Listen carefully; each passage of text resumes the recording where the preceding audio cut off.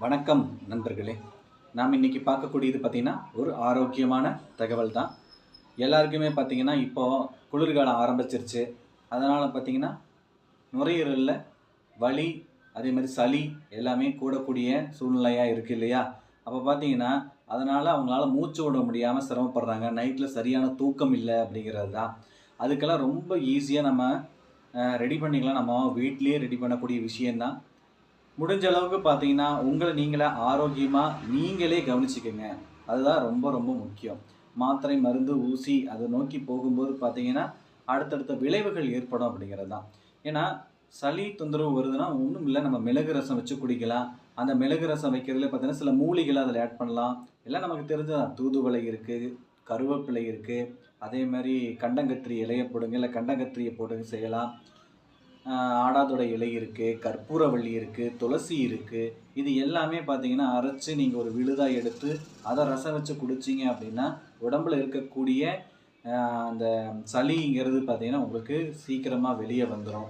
ஏன்னா இவ்வளோ அற்புதமான மூலிகைகளை நம்ம கையில் வச்சுக்கிட்டு நம்ம போய் வெளியே ஒரு மாத்திரை மருந்து ஊசி அப்படின்னு போய் திரும்பவும் அதுலேயே விழுக வேண்டிய அவசியம் கிடையாது அப்படிங்கிறது தான். அதுபோக பார்த்தீங்கன்னா, இந்த நெஞ்சு சளி அதிகமா இருக்கு, ரொம்ப மூச்சு விட முடியலன்னு ரொம்ப சிரமப்படுறவங்க. ஏன்னா ஆஸ்துமா பேஷண்ட்லாம் இருப்பாங்க இல்லையா? அப்ப அவங்களுக்கெல்லாம் பார்த்தீங்கன்னா, மூச்சு விட முடியாம ரொம்ப கஷ்டப்படுவாங்க. அப்ப அவங்க பார்த்தீங்கன்னா, ஒரு டெய்லி ஒரு 2 வெத்தல எடுத்து நல்லா மென்னு, வெத்தலையில எதுவும் சேர்க்க வேண்டியதில்ல. வெறும் வெத்தலைய மட்டும் எடுத்துக்கலாம். எடுத்து நல்லா மென்னு சாப்பிட்டுட்டு வந்தீங்க அப்படின்னா, நல்லா ரிசல்ட் கிடைக்கும். அந்த நெஞ்சு சளி அப்படிங்கிறது நல்ல குணமாயிடும். ஏன்னா சளி பிடிச்சதுனாலே பார்த்தீங்கன்னா, மூளை அப்படிங்கிறது வேலை செய்யாம போகும். ஒரு மாரி மதமதப்பா குடுக்கும். உடம்பு டயர்டா குடுக்கும். எந்த வேலையும் செய்ய முடியாது, நடக்க முடியாது. மூட்டு மூட்டு வலி ஏற்படும். அப்போ இந்த மாரி விஷயத்துக்கு இந்த வெத்தல ரொம்ப ஹெல்ப்ஃபுல்லா இருக்கும். அதுபோக பார்த்தீங்கன்னா, அந்த ஆடாதொட இலை இருக்கு. அத ரெகுலராவே ஒரு 48 நாள் இந்த குளிர்காலம் முடியிற வரைக்குமே நீங்க ரெகுலரா அத தண்ணீல போட்டு நல்லா காய்ச்சி, அதில கொஞ்சமா மிளகு சேர்த்து, லைட்டா உப்பு சேர்த்து காய்ச்சி குடிச்சுக்கிட்டு வந்தீங்க அப்படின்னா, மூட்டு மூட்டு ஏற்படக்கூடிய அந்த வலியும் குறையும். நுரையீரலும் சுத்தமாகும். ஏன்னா நுரையீரல் சுத்தமானாலே நம்ம நடக்கும்போது ஒரு மேல் மூச்சு, கீழ் மூச்சு வாங்காது. ஏன்னா அந்த அளவுக்கு சிறப்பா கொடுக்கக்கூடியது பார்த்தீங்கன்னா, இந்த மூலிகைகள் தான். அப்ப அந்த மூலிகைகள நம்ம பயன்படுத்தலாம்.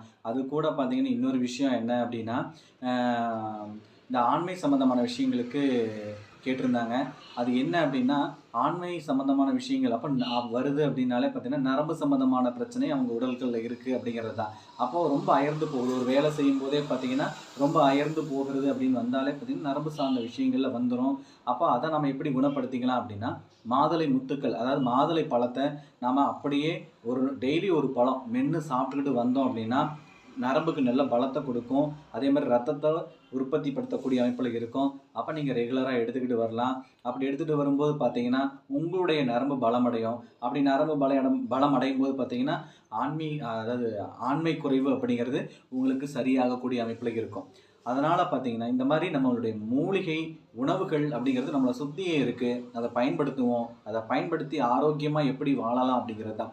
இப்போ குளுக்கோஸ் லெவல் ரொம்ப டயர்டா இருக்கு அப்படின்னா, அவங்க வாழைப்பழம் எடுத்துக்கலாம். நான் ஏற்கனவே போன வீடியோல உங்களுக்கு சொல்லியிருப்பேன். வாழைப்பழத்தினுடைய நன்மைகள. அதனால வாழைப்பழங்கள் தாராளமா எடுக்கலாம். சப்போஸ் இந்த குளிர்காலமா இருக்கிறனால வாழைப்பழம் எடுக்கலாமா? வேண்டாமாங்கிற ஒரு கேள்வி நீங்க கேட்குறீங்க. தாராளமா எடுக்கலாம். அது எந்த ஒரு தொந்தரவுகளும் பண்ணாது. அத வந்து இரவு நேரத்தில சாப்பிட்றத அவாய்ட் பண்ணிக்கங்க. பகல் நேரங்கள்ல சாப்பிடுங்க. பகல் நேரத்தில சாப்பிட்டுட்டு வந்தீங்க அப்படின்னா, அதனுடைய வாழைப்பழத்தினுடைய ஏன்னா வாழைப்பழம் சாப்பிடும்போது சில பேருக்கு சளி பிடிச்சிருதுன்னு அது இரவு நேரத்தில அதிகமா எடுத்துக்குவாங்க. ஒண்ணு பால குடிச்சிட்டு ஒரு வாழைப்பழத்த எடுத்துக்குவாங்க. இப்படி எடுக்கக்கூடாது. பாலும், வாழைப்பழத்தையும் சேர்த்து நீங்க சாப்பிடும்போது பார்த்தீங்கன்னா, கட்டாயம் வந்து அந்த சளி தொந்தரவுகள ஏற்படுத்தும். அப்படியும் சேர்த்து சாப்பிடக்கூடாது. தனியா வாழைப்பழத்த எடுத்துக்கங்க. எடுத்துக்கும்போது பார்த்தீங்கன்னா, நல்ல ஆரோக்கியத்த குடுக்கும் அப்படிங்கிறது தான். ஏன்னா, நம்மளுடைய ஆரோக்கியத்த நாம தான் மேம்படுத்திக்கணும். அது நம்ம கையால நம்ம செஞ்சு நம்ம ஒவ்வொரு விஷயத்தையும் பண்ணும்போது, நமக்கு ஒரு அக்கறை வரும். நாம அடுத்த தலைமுறைக்கு நம்முடைய விஷயங்கள கொண்டு போவோம் அப்படிங்கிறது தான். ஏன்னா, எதுக்கு எடுத்தாலும் நம்ம மாத்திரை மருந்துக்கே திணிச்சோம் அப்படின்னா, அந்த வருங்கால குழந்தைகளும் பார்த்தீங்கன்னா, எப்பயுமே ஒரு பெட்டி கையில வச்சுக்குவாங்க. ஏதோ ஒரு பிரச்சனைன்னா, ஒரு மாத்திரை எடுத்து வாயில போடுற சூழ்நிலைக்கு கொண்டு வந்து நாம தான் குடுக்குறோம் அப்படிங்கிறது தான். அத முதல்ல நாம புரிஞ்சுக்கணும். ஃபர்ஸ்ட்டு நம்மளுக்கு ஒரு நோய் வருது அப்படின்னா, அத நாம குணப்படுத்தி காட்டணும். அப்போ தான் அந்த குழந்தைங்களுக்கு அது புரிய வரும். அதான் தயவு செஞ்சு நீங்கள் புரிஞ்சுக்கங்க. அப்போது நம்முடைய ஆரோக்கியத்தை நம்ம கையில் தான் இருக்குது. நாம் எப்படி இருக்கணுங்கிறது. அப்போது இப்போ காலகட்டம் பார்த்தீங்கன்னா, இது மழை காலமாக இருக்கிறதுனால பார்த்தீங்கன்னா, சளி அதிகமாக பிடிக்கும். அதனால் மிளகு ரசம்லாம் அதிகமாக வைங்க.